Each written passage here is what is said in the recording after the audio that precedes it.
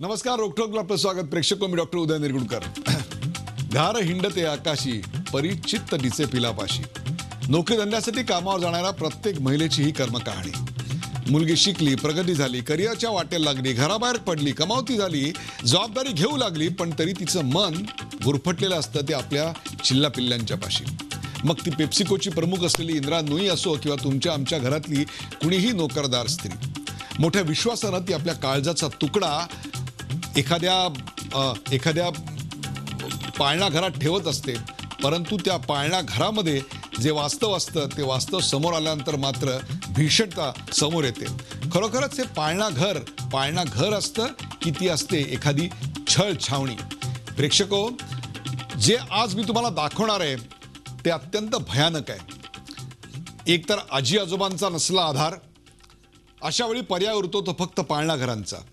पैशाचा अजिबात विचार न करता, किंबहुना परवडणार नाही अशा दारात आपल्या लहानग्या बाळांना नोकरदार आईवडील पाळणा घरात ठेवतात. पण ते पाळणा घर मुलांसाठी एक छळ छावणी ठरते. प्रेक्षको, खारघरच्या पूर्वा प्ले स्कूल आणि नर्सरी नावाच्या छळ छावणीतला असा एक धक्कादायक व्हिडिओ आमच्या समोर आला. अफसाना शेख नावाची ही आया रितिशा सिन्हा नावाच्या 10 महिन्याच्या कोवळ्या जीवाला निर्दयीपणे बदडते, मारते. हे धक्कादायक वास्तव या निमित्तानं जगाला कळलं. ही आया नाही तर एक प्रकारची पूतना मावशी आहे. पूतना मावशी रितिशाला बदडते, जमिनीवर आपटते, लाथेनं तुडवते. हा प्रकार पाहिल्यानंतर कोणत्याही आईचा किंवा कोणत्याही व्यक्तीच्या काळजाचा थळका बुडाला असेल. हृदय असलेला कुणी माणूस हे पाहून अस्वस्थच होईल. या प्रकरणी अफसाना शेख आणि त्या प्ले स्कूलच्या चालवणाऱ्या प्रियांका निकम दोघींना अटक झाली आहे. पण प्रियांका निकम यांची तात्काळ जामिनावर मुक्तताही झाली. या संतापजनक प्रकारानंतर शिवसैनिकांनी आणि शेकापच्या कार्यकर्त्यांनी त्या पाळणा घराची तोडफोड केली. पण त्यामुळे मूळ प्रश्न सुटणार आहे का? या निमित्तानं एक भयान वास्तव, एक धगधगता ज्वलंत प्रश्न, सामाजिक प्रश्न ऐरणीवर आला आहे. एकीकडे मुलांवर चांगले संस्कार करणारी पाळणा घरं नक्कीच आहेत, पण दुसरीकडे पावसाळ्यातल्या कुत्र्यांच्या छत्र्यांसारखे मुलांचे हाल करणाऱ्या या छळ छावण्या सुद्धा जागोजागी सुरू आहेत. किंबहुना अशा बोगस पाळणाघरांची संख्या आपल्याकडे जास्त आहे. अशी पाळणाघरं सुरू करण्यासाठी काही नियमावली आहे की नाही? त्यांच्यावर कोणाचं नियंत्रण, लक्ष आहे की नाही? सरकार नेमकं काय करतंय? महिला आणि बाल विकास खातं काय करतंय? नियम असतील तर फक्त कागदावरच उरलेत का? या पाळणाघर चालकांच्या काही अडचणी असतील तर त्यांचा मागोवा कोण घेणार? पाळणाघरांचा कारभार आणि दर्जा सुधारण्याकरता काय करता येईल? आणि या सगळ्यातून नोकरदार आई वडिलांना दिलासा देण्यासाठी काय उपाय आखता येतील? चला, यासारख्या असंख्य प्रश्नांचा वेध घेऊयात आजच्या खास रोकठोक कार्यक्रमात. पाळणा घर की छळ छावणी.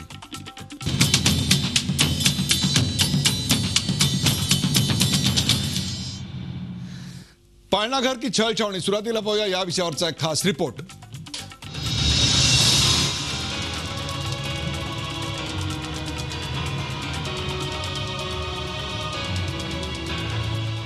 खारघर सेक्टर 10च्या Purva play school and nursery मधली संतापजनक आणि काळीज पिळवटून टाकणारी ही दृश्य. 10 महिन्याच्या रितिशा सिन्हाचा या डे केअर मधला पहिलाच दिवस तिच्या इवल्याशा मनावर खोल जखमा करून गेला. कारण या डे केअर मधल्या आया अफसाना शेखनं या चिमुकलीला अत्यंत अमानुषपणे मारहाण केली. तिनं तिला निर्दयीपणे जमिनीवर आपटलं. एकदा नाही तर अनेकदा. अफसाना मधली विकृती इथेच थांबली नाही. तिनं रितिशाला लाथेनेही मारलं. रितिशा यात गंभीर जखमी झाली. रितिशाला अशा अवस्थेत पाहता क्षणी पालक गर्भगळीत झाले. पण पालकांनी विचारणा केली असता रितिशा पडल्यामुळे दुखापत झाल्याचं अफसानानं सांगितलं. हे सारं काही घडलं 21 तारखेला. पण रितिशाच्या पालकांना यात काळोबेरं असल्याचं जाणवलं आणि त्यांनी 22 तारखेला खारघर पोलीस ठाणे गाठलं. तक्रार तर दाखल करून घेतली, पण कारवाईला पोलीस टाळाटाळ करत होते असा आरोप केला जातोय. सीसीटीव्ही फुटेज मिळाल्यावर मात्र पोलिसांनी अफसाना शेखला अटक केली. तिला 14 दिवसांची न्यायालयीन कोठडी सुनावण्यात आली आहे. रुचिता सिन्हा त्यांनी त्यांची 10 महिन्याची मुलगी रितिशा तिला डे केअरसाठी ठेवलेलं होतं. तो तिचा पहिलाच दिवस होता आणि संध्याकाळी ज्यावेळेस ती आई परत आली त्यावेळेस त्या मुलीला जखम झाल्याचं लक्षात आलं आणि ती वॉमिटिंग करत असल्याचं लक्षात आलं आणि त्यानंतर त्यांनी डॉक्टरकडे नेल्यानंतर तिला मारहाण झाल्याचं निष्पन्न झालं. त्यानंतर पोलिसांकडे त्यांनी तक्रार दिली. त्या तक्रारीवरून आपण डे केअर चालवणाऱ्या आणि त्या ठिकाणी मदत करणाऱ्या ज्या 2 महिला आहेत त्यांच्या विरुद्ध गुन्हा दाखल करण्यात आलेला आहे आणि त्यांना अटकसुद्धा करण्यात आलेली आहे. या प्रकरणी प्ले स्कूल चालवणाऱ्या प्रियंका निकम हिलाही अटक करण्यात आली होती. मात्र तिची जामिनावर सुटका झाली आहे. तिच्यावरही कठोर कारवाईची मागणी रितिशाच्या पालकांनी केली आहे. मेरी बच्ची के लिए न्याय चाहिए, ओनर को भी सजा होनी चाहिए क्योंकि मैं ओनर को देख के अपनी बच्ची छोड़ के गई थी, मेड को देख के छोड़ के नहीं गई. मैं मेड को जानती भी नहीं, आज ये मेड है कल कोई मेड होगी, परसों कोई मेड होगी. और दूसरा इनके जो जितने भी 2 स्कूल हैं, एक कामोठे में एक सेक्टर 10 में, वो बंद होना चाहिए. इनके पास एक 6 महीने की 4 महीने की भी बच्ची है. उन लोग का उनके पेरेंट्स को प्लीज़ आप बताइए और वो अपने बच्चों को वहाँ से निकाले. ये दोबारा किसी और के बच्चे के साथ रिपीट नहीं हो. कि जो भी मेरे बच्चे के साथ हुआ है वो भी पूरी दुनिया के सामने है. उसको देखते हुए जो भी धाराएं बनती हैं, जो भी कानून कहता है, उसके हिसाब से सख्त कार्रवाई की जानी चाहिए और ऐसी कार्रवाई की जानी चाहिए कि आगे ऐसा कोई भी किसी बच्चे के साथ ऐसा करना सोचे ना. अफसाना रितिशाला मारत होती तेव्हा बाकीची मुलं गाढ झोपलेली दृश्यात दिसतायत. पण याबाबतही आता शंका उपस्थित केली जाते. या प्ले स्कूलची चौकशी तर होईलच, दोषींना कठोर शिक्षाही होईल, पण एवढ्यानं प्रश्न सुटणार का? काळजाचा तुकडा अशा पाळणा घरांमध्ये कोणी हौसेनं ठेवत नाही. पोटाची खळगी भरण्यासाठीच हे पाऊल उचलावं लागतं. मग अशा घटना पाहिल्या की मुलं पाळणा घरात ठेवून ऑफिसला जाणाऱ्या तुमच्या आमच्यासारख्या प्रत्येक आईचं मन भुर्रकन उडून बाळाकडे जातं. त्याच्या काळजीपोटी जीवाची घालमेल होते. पाणावलेल्या डोळ्यात पोटच्या गोळ्याचा आई नको नग ठेवूस मला इथे असा सांगणारा चेहरा दिसतो. स्वाती नाईक, झी मीडिया, खारघर. पाळणा घर की छळ छावणी याच्यावरचा हा रिपोर्ट पण पाहिला आणि त्याची चर्चा करण्यासाठी आपण आमंत्रित केलं. आपल्या सोबत आहेत ख्यातनाम अभिनेत्री सुकन्या कुलकर्णी. सुकन्याजी, आपल्या या कार्यक्रमात स्वागत. आपल्याबरोबर आहेत आजोळ, पुण्यातलं एक अत्यंत नामवंत विश्वसनीय असं पाळणा घर आजोळ, त्याच्या संचालिका मोनिका कुलकर्णी. मोनिका कुलकर्णी, आपल्या या कार्यक्रमात स्वागत. सागर मुंद्रा, मानसोपचार तज्ञ सागर मुंद्रा माझ्याबरोबर स्टुडिओमध्ये आहेत. सागरजी, आपल्या या कार्यक्रमात स्वागत. जिल्हा बालसंरक्षण शाखा रायगड याच्या सदस्या स्मिता काळे या देखील आपल्याबरोबर आहेत. स्मिताजी, आपल्या या कार्यक्रमात स्वागत. आणि माझ्या सहकारी मधुरा सुरपूर, ज्यांना आपण दररोज अनेक बुलेटिन्समध्ये हा अत्यंत महाराष्ट्रातला सर्वांना परिचित असलेला चेहरा मधुरा सुरपूर माझ्या बरोबर आहेत. मधुराजी, आपले या कार्यक्रमात स्वागत. विजया रहाटकर महाराष्ट्र राज्य महिला आयोगाच्या अध्यक्षा विजया रहाटकर या देखील आपल्या बरोबर आहेत. या सगळ्यांचं स्वागत. अर्थात हा रिपोर्ट पाहिल्यानंतर कोणाचंही हृदय धुमंगून जाईल इतकी दाहकता याच्यामध्ये होती. ज्यांची मुलं पाळणा घरात नाही आहेत आत्ता किंवा पाळणा घराच्या वयाच्या पलीकडे गेले आहेत त्यांना सुद्धा याची धग जाणवते. परंतु ज्यांची मुलं आत्ता या क्षणी हा कार्यक्रम होत असताना सुद्धा पाळणा घरात आहेत, अशी माझी एक सहकारी आहे मधुरा सुरपूर. मधुरा, हे पाहिल्यानंतरची पहिली प्रतिक्रिया काय होती? अंगावर काटा आला आणि हे बघितल्यावरती माझी मुलगी पाळणा घरात आहे, ती सुरक्षित आहे का नाही इथपासून आता माझ्या डोक्यामध्ये प्रश्न यायला सुरुवात झाली. काल संध्याकाळी हा जेव्हा व्हिडिओ समोर आला तेव्हाच असं वाटलं की आज हिला मी पाळणा घरात ठेवणार नाही. पण अनफॉर्च्युनेटली आपल्याला नोकरी पण महत्त्वाची असते आणि आपलं घरही तितकंच महत्त्वाचं असतं. शेवटी मला पाळणा घरात ठेवावं लागलं. मात्र कुठेतरी बॅक ऑफ द माइंड आज मी इथे बसले असले तरी सुद्धा माझ्या मुलीची मला काळजी सतत हृदयाचा एक कप्पा कुठेतरी त्या मुलीकडे असतो, जी ती मुलगी त्या पाळणा घरात आपण अत्यंत विश्वासाने ठेवत असतो. प्रेक्षको, परवा आम्ही इंदिरा नुई यांचा एक व्हिडिओ तुम्हाला दाखवला आमच्या लेडी स्पेशल बुलेटिनमध्ये. त्याच्यामध्ये जगातली अत्यंत सर्वात शक्तिमान असलेली अशी ही महिला CEO आपल्या सुपर मॉम असण्याबद्दल, सुपर वुमन असण्याबद्दल, स्वतःच्या चालल्या कुतरडीबद्दल जेव्हा तिची मुलं घरी एकटी असतात आणि ती जगातले सर्व दौरे करत असते, त्यावेळी तिचं लक्ष आपल्या घराच्या ओढीनं कसं कातर होतं याचं तिने विलक्षण, अत्यंत मोजक्या शब्दात प्रभावी चित्रीकरण केलं होतं. असेच प्रसंग अनेकदा शूटिंगला वेळोवेळी गेल्यामुळे सुकन्या कुलकर्णी आपल्यावरही आले असतील. घरात आपली मुलं एकटी आणि आपण शूटिंगला बाहेर. आज असं चित्र जे पाळणा घरातलं आपल्या समोर आलेलं आहे ते पाहिल्यानंतर काय वाटतंय सुकन्या? नाही, माझंच नाही, सगळ्यांचाच थरकाप उडालेला आहे सगळं बघून. आणि माझ्या नशिबाने माझ्या माहेरचे आणि सासरचे माझ्या बाजूने उभे आहेत आणि म्हणूनच मी हे करू शकते खरं तर. पण हे सगळ्यांच्याच नशिबी नसतं. आज आपल्याकडे दोघंही काम करत असतात, घरी आजी आजोबा नसतात, काका काकू नसतात, मावशी नसते, त्याच्यामुळे तुम्हाला पाळणा घरात ठेवावंच लागतं. पण अशा वेळी मला असं वाटतं की आता 4-5 ऑफिसेस मिळून एक पाळणाघर जे आईच्या जवळ असेल, आईच्या ऑफिसच्या जवळ असेल, वडिलांच्या ऑफिसच्या जवळ असेल, अशी काहीतरी सोय आपण केली पाहिजे की जिथे मध्ये मध्ये जाऊन आपण बघू शकतो मूल आपलं खातंय पितंय कसं, झोपतंय कसं. कारण आता हा व्हिडिओ बघताना माझ्या लक्षात आलं की बाजूची सगळी मुलं छान झोपलेली आहेत. न बघता मला असं वाटतं की आपण घरी येणाऱ्या मोलकरणीचा सुद्धा आजकाल फोटो काढून पोलीस स्टेशनमध्ये देतो, तिच्याबद्दल संपूर्ण माहिती देतो. तसंच मला वाटतं आपण ज्या पाळणाघरात त्यांना ठेवतो त्याची संपूर्ण माहिती, जी जे कोणी चालवतंय त्याचा फोटोग्राफ आणि आपलं मूल याचं एक पोलीस स्टेशनमध्ये रजिस्ट्रेशन व्हायला पाहिजे. आणि मुळातच अशी पाळणाघरं याचं रजिस्ट्रेशन व्हायला पाहिजे. जसं आपण शाळा सुद्धा बघतो की शाळेचं रजिस्ट्रेशन केलंय की नाही आणि मगच आपण आपल्या मुलाला शाळेत घालतो, तसं मला असं वाटतं की या पाळणाघरांचं रजिस्ट्रेशन व्हायलाच पाहिजे.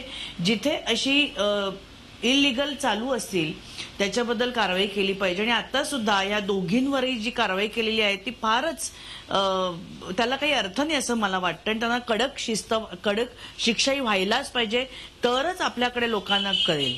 बरोबर आहे. एकीकडे पाळणाघरांची गरज दिवसेंदिवस वाढते तर दुसरीकडे पाळणाघरांचा दर्जा आणि त्याच्या विश्वसनीयतेबद्दल किंबहुना त्याच्या सुरक्षिततेबद्दलचे प्रश्न ऐरणीवर येत आहेत.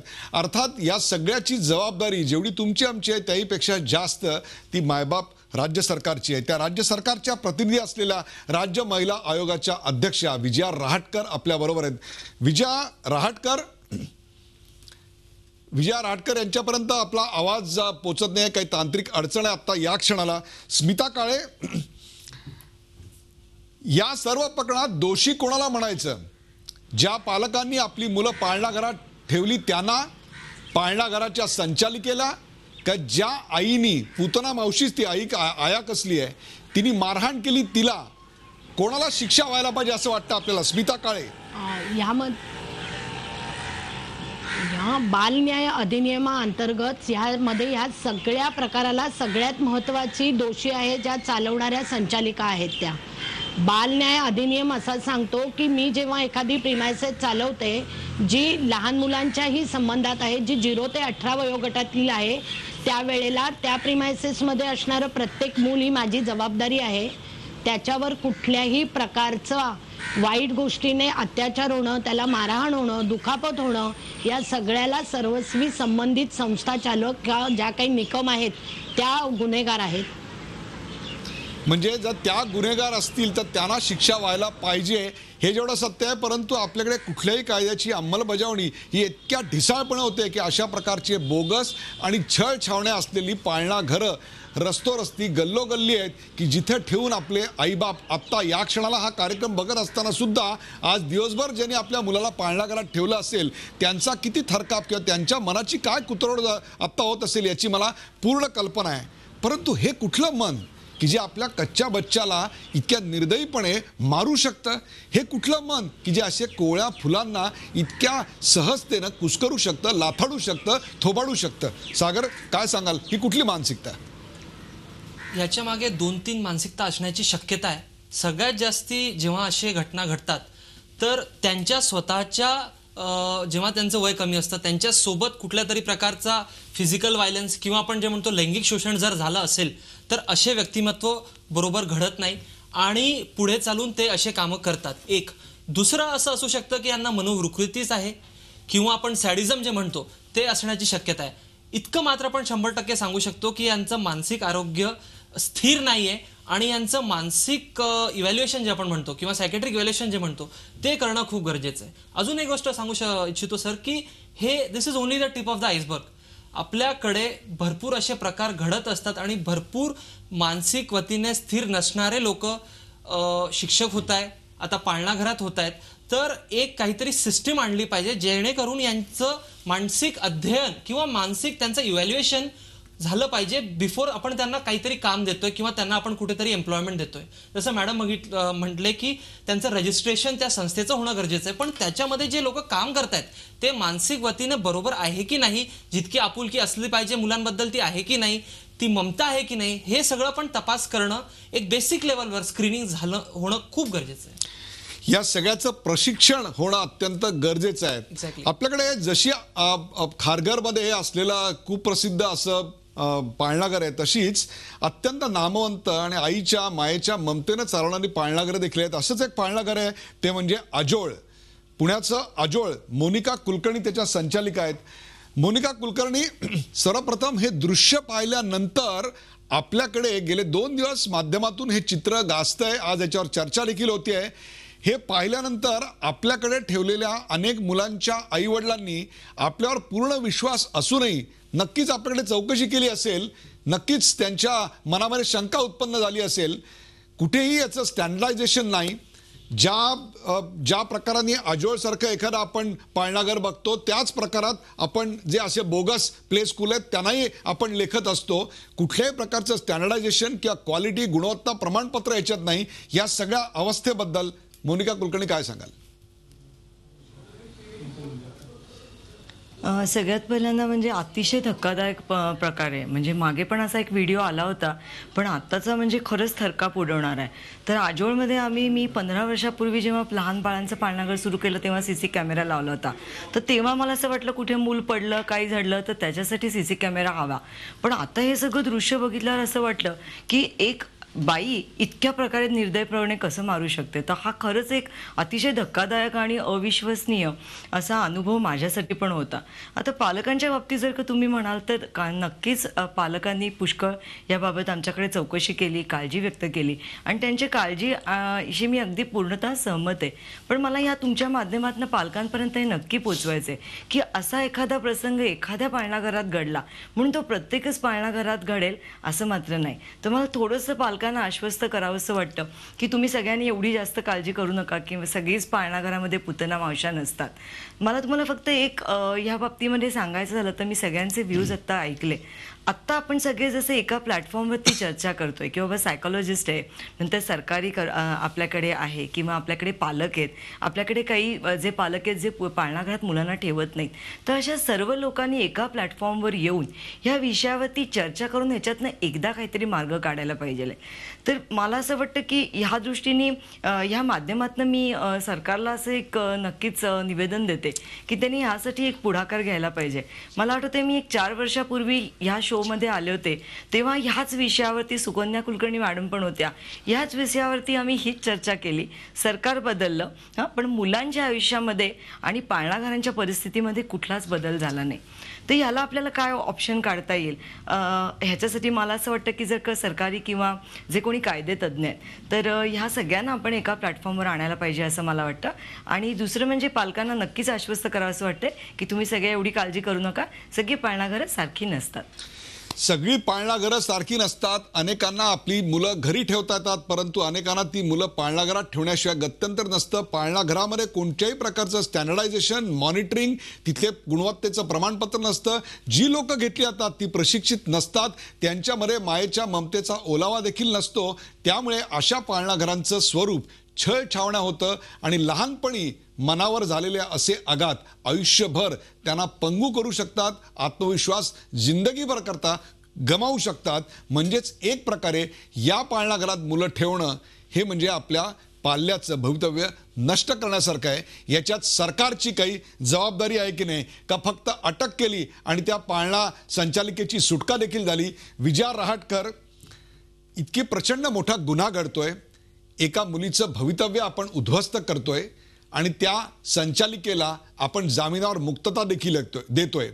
एकीकडे शाळांमध्ये जी बस आहे त्या बसमध्ये कसं चालावं काय चालावं याची नियमावली तुमचं सरकार घालतं आणि इकडे एका छळछावणीत तुम्ही त्या संचालिकेला मुक्तपणे सोडताय. एक दुसरे राजकीय पक्ष तिथे तोडफोड करतायत. समस्या सुटते का समस्या आणखीन चिघळते? विजया रहाटकर.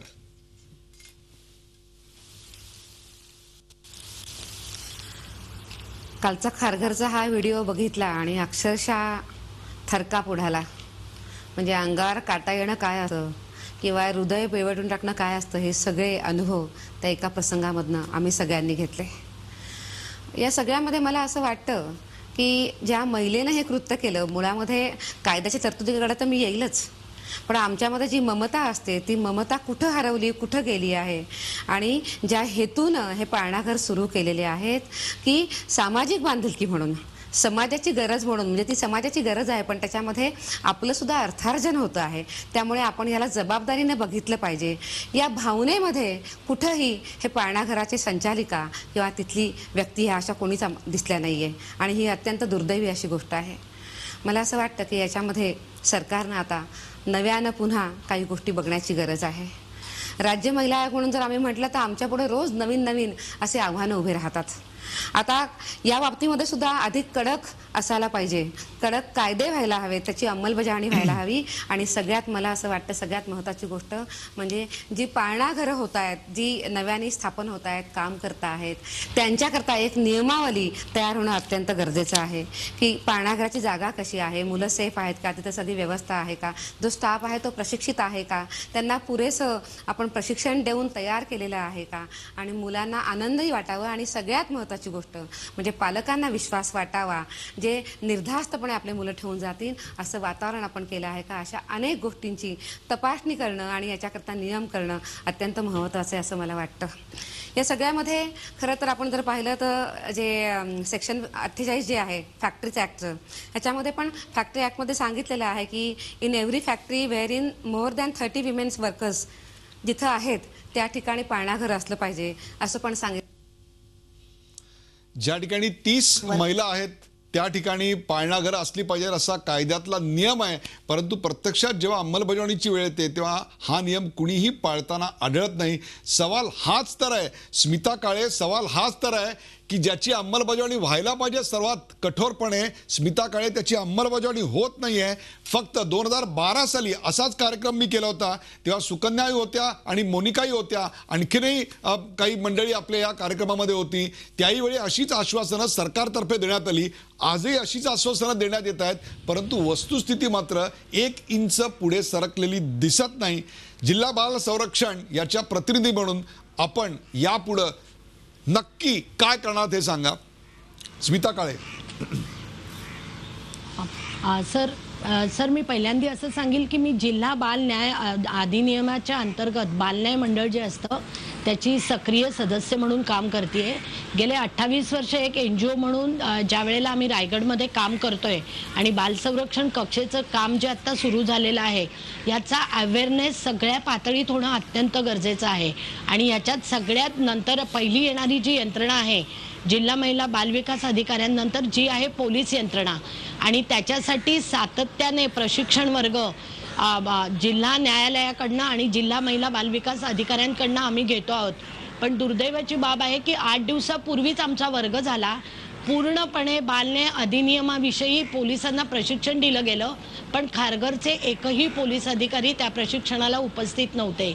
जर का त्यापैकी एकही अधिकारी उपस्थित असता तर काल ज्या वेळेला त्यांनी IPCची कलमं लावली त्यावेळेला सर त्यांनी बालन्याय अधिनियम 74 ते 79 हे सेक्शन लावले असते तर ती संबंधित जी काही संस्था चालिका आहे तिला जामीनच झाला नसता. कारण बालन्याय अधिनियम हा प्रामुख्याने मुलाचा ताबा असणाऱ्या व्यक्तींवर ॲक्शन करण्यासाठी ॲक्टिव्ह झालेला आहे. बालन्याय अधिनियमाचा अवेअरनेस समाजात, पालकांत, शाळांमध्ये, ज्या वेगवेगळ्या NGO आहेत, समाजसेवी संस्था आहेत यांच्यामध्ये होणं अत्यंत गरजेचं आहे. आणि 2015चा सुधारित नियम हा पूर्ण बाल संरक्षण, काळजी आणि संरक्षणासाठीच आहे. फक्त दुर्दैवाची गोष्ट आहे की ज्या यंत्रणांमार्फत तो अधिक सक्रिय राबवला गेला पाहिजे त्यांचीच उदासीनता, त्यांचाच त्याच्या बाबतीत जे काही महत्त्वाचा पार्ट आहे तो पूर्ण होत नाही आहे. आणि त्याच्यामुळे आपल्याला ही जी आत्ताची खारघरची परिस्थिती दिसतेय ती उद्भवलेली आहे. विजया रहाटकरजी, ज्या महिलेला अटक होऊन तिच्यावर कारवाई व्हायला पाहिजे होती, ती त्या पाळणाघराची संचालिका काही क्षणात पुन्हा जामिनावर सुटली. त्या पाळणाघराची नासधूस मग राजकीय पक्षांनी केली, फोटो ऑप व्यवस्थित आला, दुसऱ्या दिवशीची हेडलाईन झाली. परंतु ज्यांनी गुन्हा केला, ज्यांच्या प्रिमायसेसमध्ये हा गुन्हा घडला, ज्यांच्या निष्काळजीपणामुळे हा गुन्हा घडला, त्या मात्र आता इथं मोकाट फिरतायत. याला कायद्याचं राज्य, महिला बालकल्याण, महिलांचं बूज राखणारं राज्य म्हणायचं का? जर ती महिला संचालिका मोकाट असेल तर मला सांगा, आत्ता ज्या महिलांनी हा कार्यक्रम बघतायत, आपली मुलं पाळणाघरात ठेवले आहेत, त्यांना सुरक्षित कसं वाटेल मला सांगा. त्यांच्यापर्यंत आपला आवाज पोहोचू शकत नाहीये. वेळ झालाय का ब्रेकची? ब्रेक नंतर आपण ही चर्चा चालू ठेवूया. कुठे जाऊ नका, पाहत राहा झी24 तास. आपण पाहताय पाळणाघर की छळछावणी.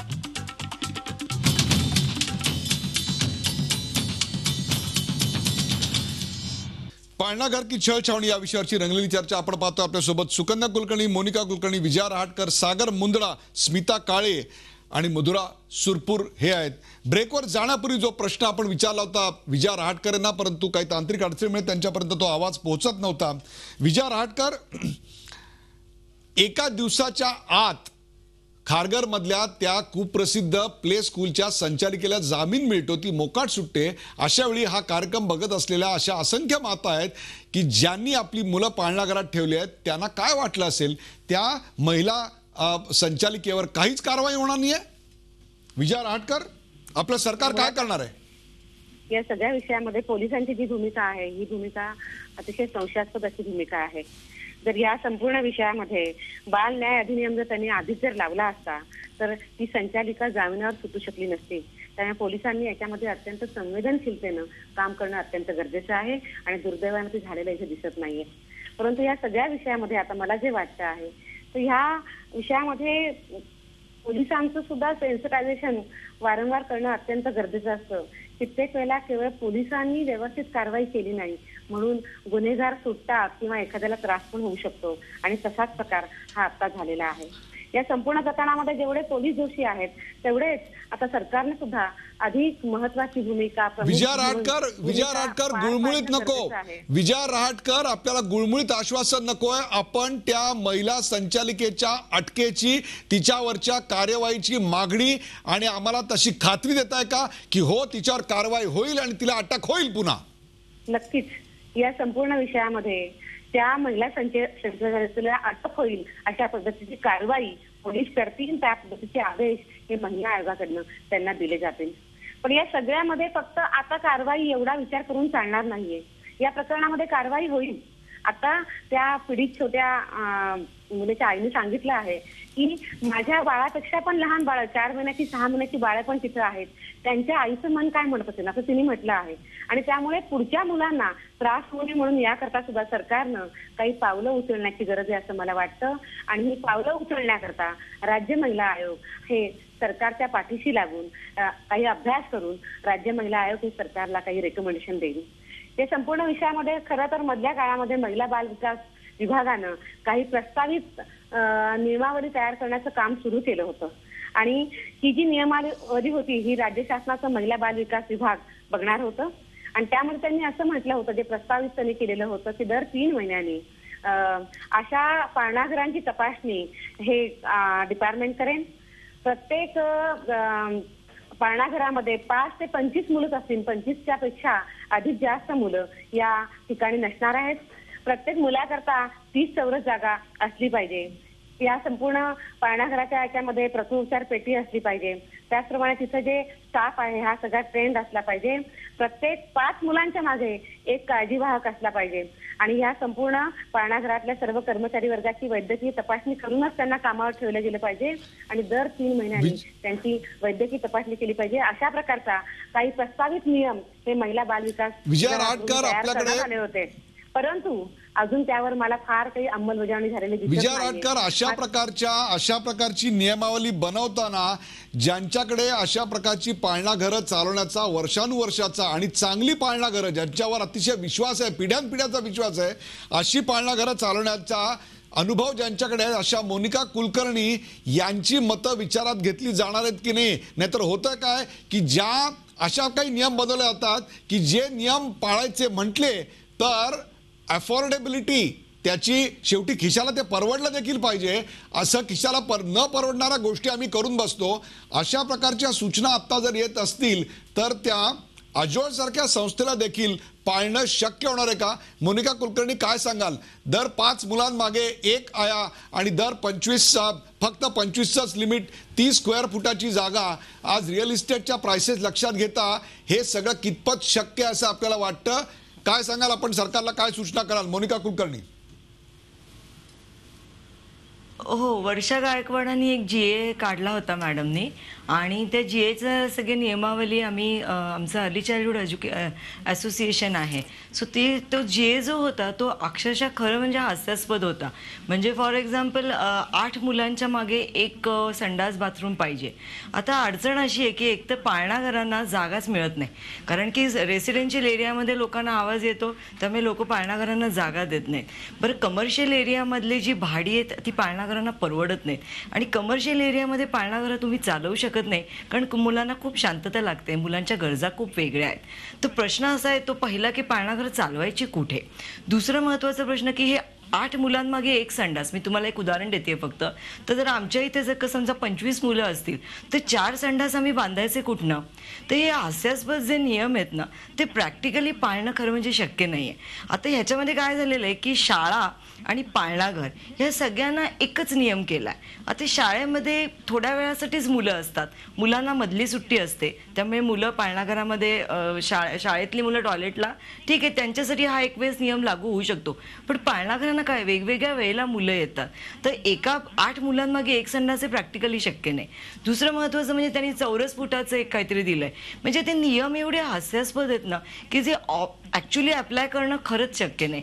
याच कारणासाठी कुणीही रजिस्टर करायला तयार होत नाही. आता मी स्वतः सांगते, हा GA आल्यानंतर मी रजिस्ट्रेशन करण्यासाठी त्यांनी एक वेबसाईट दिली होती. त्या वेबसाईटवरती मी एवढा वेळा प्रयत्न केला की बाबा आजोळला आपण रजिस्टर करूयात, पण ती वेबसाईट ओपनच होत नाही. सो प्रश्न असा आहे ना की नुसते नियम करून उपयोग नाही आहे. एकतर सरकारकडनं ही एक प्रॅक्टिकली की बाबा हे शक्य आहे का, तर तुम्ही म्हटलं तसं की बाबा या क्षेत्रात काम करणारे तज्ज्ञ या सगळ्यांना एकत्र बसवून मग हे नियम केले गेले पाहिजेत. ज्याचा उल्लेख मगाशी सुकन्या कुलकर्णी यांनी केला की या सगळ्यांना एकत्र बनवून एकदा याची नियमावली करण्यात आली पाहिजे. सुकन्या, आणखीन काय सूचना कराल? मग आपण विजया रहाटकर यांच्याकडनं आश्वासन घेऊया. सुकन्या कुलकर्णी. मला अजून एक असं सांगायचं आहे की जसं म्हणजे आपण हे सगळं बघतोय आणि इतके कडक नियम हे आपल्याकडे कधीच पाळले जात नाहीत आणि नेहमीच त्याचं उल्लंघन केलं जातं, त्याच्यावरती कारवाई कधीच होत नाही, नुसती आपल्याला आश्वासन दिली जातात. हे मागे सुद्धा आपण बघितलंय. तेव्हा मला असं वाटतं की जसं आपल्या एक कॉम्प्लेक्समध्ये आपण क्लब हाऊस करतो, आपण पार्किंग स्लॉट ठेवतो, आपण जिम करतो, ह्याचे आपण रेग्युलर चार्जेस लावतो जेव्हा आपण मेंटेनन्स घेतो तेव्हा, तसंच एका कॉम्प्लेक्समध्ये पाळणाघर करावं असं मला वाटतं की 4-5 कॉम्प्लेक्स मिळून त्यांच्यामध्ये एक पाळणाघर करावं जिथे आपलं सतत लक्ष राहील किंवा सोसायटीतल्या अनेक लोकांचं तिकडे लक्ष राहील आणि ते रजिस्टर असेल. जसं ह्या गोष्टींसाठी रजिस्ट्रेशन गरजेचं आहे, आपण हे टॅक्स लावतो ते टॅक्स लावतो, तसं पाळणाघरासाठी लावलं गेलं, ते रजिस्टर केलं गेलं आणि तिथे आपण काही चांगल्या परिचारिका किंवा चांगल्या आया आपण ठेवल्या गेल्या तर त्याच्यावर एकतर सोसायटीतल्या लोकांचं लक्ष राहील, तिच्यावरती एक काहीतरी नियम लागू होतील आणि तिथे चांगलीच लोक येतील. आई वडील सुद्धा शाळेत ते जिथे ऑफिसला जातील तिथे सोडून जातील आणि आल्यावरती मुलं लगेच त्यांच्या ताब्यात मिळतील आणि वरिष्ठांचं लक्ष राहील असं मला वाटतं. तर तसं सोसायटीतच पाळणाघर करावं की जेणेकरून हे सगळे प्रॉब्लेम मला वाटतं थोड्याफार प्रमाणात सॉल्व्ह होतील आणि आपलीच मुलं आहेत त्यामुळे त्यांचा त्रास होण्याचं काहीच कारण नाही. आणि आपण म्हणतो की मुलं ही आपलं भविष्य आहे, तर ह्या मुलांच्या भविष्यासाठी आज आपण काय करतो आहोत तर हे असं भविष्य त्यांचं असू शकेल का? आता आज तिला कुठे कुठे ती इंज्युअर झाली असेल, तिच्यावर किती परिणाम झाला असेल हे आपल्याला माहिती नाही, पण काही होऊ शकतं तिच्या बरोबर आहे बाबतीत. सुकन्याजी. मग अशा वेळेला आई वडिलांनी काय करायचं? अगदी हे सुकन्याजी, insurance वगैरे आता काय त्या कामाचे आहेत अशा वेळेला? पीडित मुलीची त्याच्यामुळे मला आई असं वाटतं की सुकन्याजी, हे केलं गेलं पाहिजे. पीडित मुलीची आई या कार्यक्रमात सहभागी होण्याकरता तयार होऊन बसली होती, परंतु त्या मुलीची तब्येत बिघडली आणि त्यानंतर तिला अतिशय महागड्या अशा स्कॅनसाठी तातडीनं न्यावं लागलं. म्हणून हा कार्यक्रम सुरू व्हायच्या काही क्षण आधी त्यांना हा कार्यक्रम सोडून याच्यातनं उद्भवू शकते. सागर मुदुला, मला सांगा की पालकांचं समुपदेशन करण्याकरता काय कराल, कारण अशा अनेक केसेस आपण हँडल करताय. सगळ्यात महत्त्वाचं सध्या अशी परिस्थिती आहे, सगळे पालक म्हणणार नाही मी, पण भरपूर पालक आपण आपल्या मुलाला, आपल्या पाल्याला समजा पाळणाघरामध्ये सोडलं तर आपली रिस्पॉन्सिबिलिटी तिथे संपली अशा गैरसमजमध्ये आहे. सगळ्यात अगोदर पालकांनी अजून जास्ती संवेदनशील होण्याची गरज आहे. म्हणजे नेमकं काय, समजा अगोदर हसणारं खेळणारं मुलं तुमचं असेल, 2 वर्षाचा असेल, तो एकदम त्याचा व्यवहार चेंज झालाय किंवा परिवर्तन आलाय, तो आता पाळण्याघरात जायला म्हणत नाही, तो म्हणतो मला नाही जायचंय, तो रडतो, तर बहुतांश पालक काय करतात, ते म्हणतात की याला जाण्याचीच इच्छा नाहीये आणि त्याच्याकडे लक्ष देत नाही, संवेदनशीलता राहत नाही, सतर्क राहत नाही. जर आपल्या मुलाच्या व्यवहारात काही फरक आला असेल, हसणारा खेळणारा मुलगा कमी बोलायला लागला असेल, रडत जास्ती असेल, त्याला लागलं असेल कुठे, तर आपण संवेदनशील असणं गरजेचं आहे. आपण त्याची पूर्ण जाणीव ठेवण्याची गरज आहे, अत्यंत गरज येते. बरोबर आहे. मधुरा, काय अनुभव आहेत जेव्हा पाळणाघरात तू तुझ्या मुलीला सोडतेस आणि या चॅनलवर येऊन बातम्या देतेस तेव्हा, आणि नंतर जेव्हा घ्यायला जातेस तेव्हा एक पालक म्हणून इतर पालकांकडे बघताना काय अनुभव येतात? अर्थातच एक पालक म्हणून पेक्षा मी एक आई आहे ही जाणीव सतत माझ्या मनात असते. आणि मला असं वाटतं की प्रत्येक पाळणाघर अशा पद्धतीचं वातावरण असेल असं नाही. म्हणजे पॉझिटिव्ह आणि निगेटिव्ह सगळ्या गोष्टी असतात. तसं म्हणजे पाळणाघरात ठेवण्याचा एक फायदा असतो की ते मुलं सोशल होतात, चांगल्या सवयी देखील लागतात. पण अशा पद्धतीने जेव्हा तुम्ही पाळणाघरात मुलांना ठेवतात तेव्हा पूर्णपणे चौकशी करावी. काही दिवसांपूर्वी मी माझ्या सासूकडेच ठेवत होते, आजी आजोबा तिचे चांगल्या पद्धतीने सांभाळत होते, पण काही आजारपण वगैरे असतात, त्यामुळे मला माझ्या मुलीला पाळणाघरात ठेवण्याची गरज पडली. जशी आता गरज शेकडो महिलांवर, मातांवर आलेली आहे. खरंय, अगदी खरंय. आणि त्यामुळे प्रत्येक जण, जसं आता इंद्रानुनी सांगितलं की मला एक चांगली आई व्हायचंय, पण माझ्या मुली मला सांगत नाही की तू चांगली आई आहेस, कारण की मी त्यांना शाळेत घ्यायला गेली नाही किंवा शाळेत सोडलं नाही. माझी मुलगी पण मला प्रत्येक वेळेस हेच सांगते, आई तुम्हाला घ्यायला येत नाही.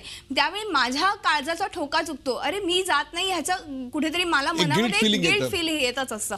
पण प्रत्येक वेळेस आपण ह्या गोष्टींचा विचार करून चालणार नाही. पण आपल्याला करिअरही करायचं, आपल्याला घरही सांभाळायचं आहे. ह्या दोन्ही बाजून आपण व्यवस्थित सांभाळल्या, जसं आता डॉक्टर सागर यांनी सांगितलं की संवेदनशीलता असणं आवश्यक आहे. घरी मुलगी आपली आल्यावरती आपण तिला मिठीत घ्यावं, काय केलं दिवसभरात, काय कशी राहिलीस, कसं तुला वागवलं, काकूंनी काय खायला दिलं का, किंवा तुम्ही हाताने बनवलेला एखादा पदार्थ जर तुमच्या मुलांना दिला तर नक्कीच मला वाटतं ते प्रेम राहू शकतं. स्मिता काळे, काय सूचना कराल पालकांनी एखादं पाळणाघर निवडताना या अत्यंत स्फोटक परिस्थितीत काय काय काळजी घ्यायला पाहिजे? सगळ्यात महत्त्वाची गोष्ट अशी आहे की कुठल्याही पालकांनी आपलं बाळ जेव्हा तिकडे ठेवतो, आपण आपली साधी पर्स दुसऱ्याच्या घरात ठेवत नाही, तर ज्या वेळेला आपण आपलं बाळ ठेवत असतो त्यावेळेला सगळ्यात पहिल्यांदा त्यांनी त्यांची व्यवस्थित चौकशी करणं गरजेचं आहे. तिथे असणाऱ्या संस्थापिका, तिथे असणारे कामगार, आजूबाजूचं सराउंडिंग, आणि सगळ्यात महत्त्वाचं आहे ज्या वेळेला मी पहिल्या दिवशी माझं बाळ ठेवते त्या दिवसापासून 8 दिवसापर्यंत त्यांनी सातत्याने आपल्या मुलामध्ये होणारा बदल, त्याच्या वागणुकीत काय बदल होतो आहे, तो जायला कंटाळतो आहे का तो आनंदी जातो आहे, तो पाळणाघरातल्या काही गोष्टी सांगतो आहे का, याच्याकडे लक्ष देणं अत्यंत गरजेचं आहे. हा एक भाग आहे. दुसरंही महत्त्वाचं आहे की पालकांनी सातत्याने त्या ठिकाणी चौकशी करणं गरजेचं आहे आणि जे सेम पालक आहेत त्यांच्यामध्ये इंटरॅक्शन होणंही खूप गरजेचं आहे. कारण आत्ता जेव्हा मी पोलीस स्टेशनमध्ये बसले होते त्यावेळेला आम्हाला हेही कळलं की ह्या बाळाचं होण्याच्या आधी गेले 4 वर्ष ही संस्था काम करते, तर अनेक मुलांना मारलं आहे असं एक पालक एकमेकांना सांगतायत. आणि बरोबर आहे. आतापर्यंत मग पालकांमध्ये- याच्याबाबत ऍक्शन का गेली नाही? पालकांनी एकत्रित येऊन पाळणा घराच्या संस्थापिकाला विचारायला पाहिजे होतं. तर ह्या ज्या सगळ्या गोष्टी आहेत ह्या केल्या गेल्या पाहिजे. मी माझं मूल सोडलं आणि आता मी संध्याकाळी, कारण आम्ही ह्याही बाबत नाही, आपला जो 2012चा कायदा आहे बाललैंगिक शोषणाचा, त्याचाही उद्देश ते मूल त्या व्यक्तीकडे जाण्यास का नकार देता आहे ह्या गोष्टीकडे आपण जास्त सेन्सिटिव्हली एक आई एक पालक म्हणून बघणं गरजेचं आहे. शासनाच्या माध्यमातून मी तुम्हाला जिल्ह्याच्या पातळीवर आता नक्कीच सांगते की रायगड जिल्ह्यातली जेवढी पाळणाघरं आहेत त्याची चौकशी आम्ही ताबडतोब लावणार आहोत. अनऑथराईज सर्व पाळणाघरं ताबडतोब बंद करण्याच्या दृष्टीने प्रयत्न करणार आहोत आणि पाळणाघरांचं सिस्टमॅटिक रजिस्ट्रेशनसाठी जी काही यंत्रणा आहे ती सक्रिय करणं आणि त्यांच्यावर एक नियंत्रण असणं की आम्ही कोणाला तरी जबाबदार आहोत, आम्ही पालकांना जबाबदार आहोत, आम्ही त्या बाळाला बांधलेलं आहोत आणि त्याला जबाबदार आहोत. या दृष्टीने सगळ्यांनी मिळून एकत्रित जर काम केलं तर मला वाटतं ह्याच्या पुढच्या ह्याच्यामध्ये अशा प्रकारच्या वाईट घटना करण्याची, बाळाला त्रास देण्याची कोणाची विजया रहाटकर या कार्यक्रमातून आपल्या प्रस्तावित कायद्याच्या अंमलबजावणी करता भरपूर इनपुट्स आपल्याला मिळालेले असतील. आपण काय सांगाल, या कार्यक्रमाचा शेवट आपल्या आश्वासनांनीच व्हावा अशी माझी इच्छा आहे. विजया रहाटकर. संपूर्ण विषयामध्ये राज्य महिला आयोग अत्यंत संवेदनशील आहे.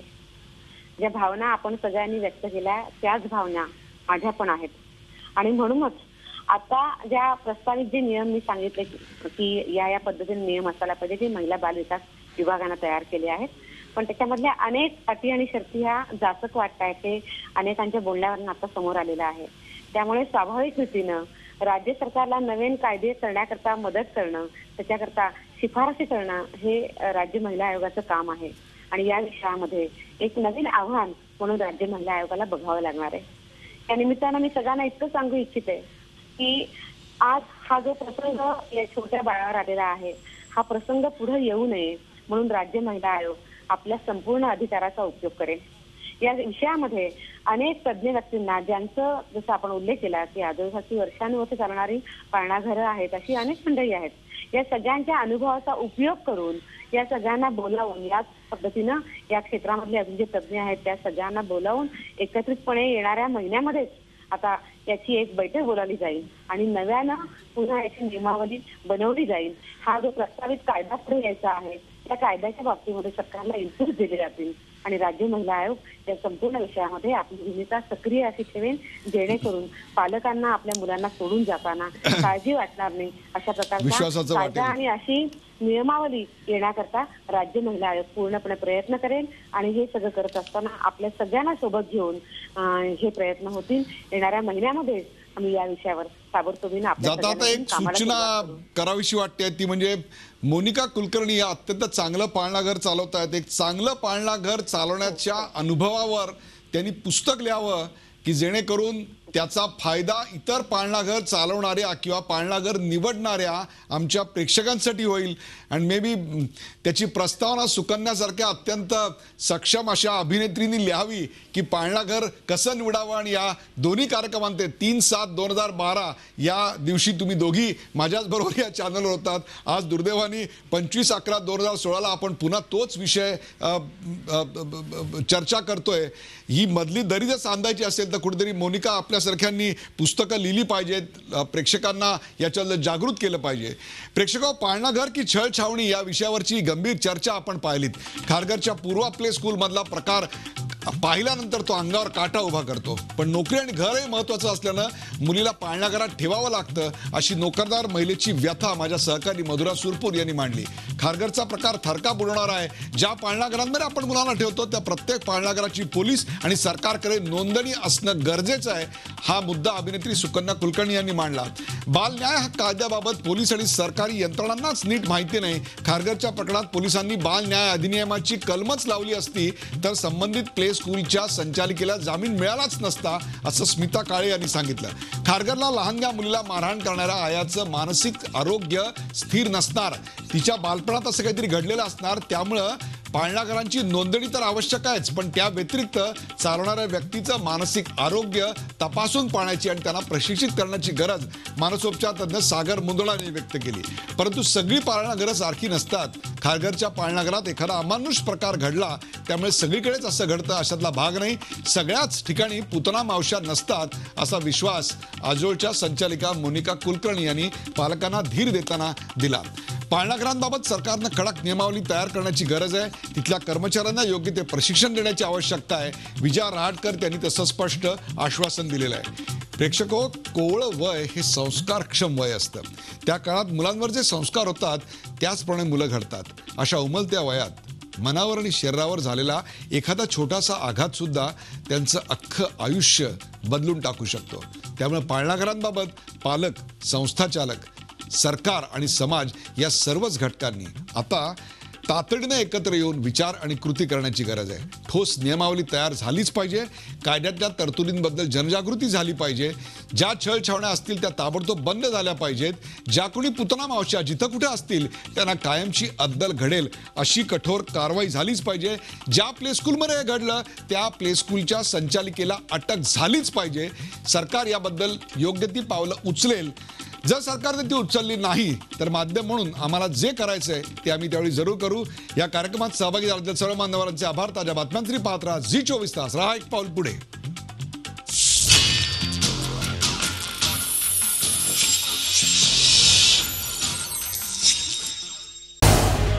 झी 24 तास. रहा एक पाऊल पुढे.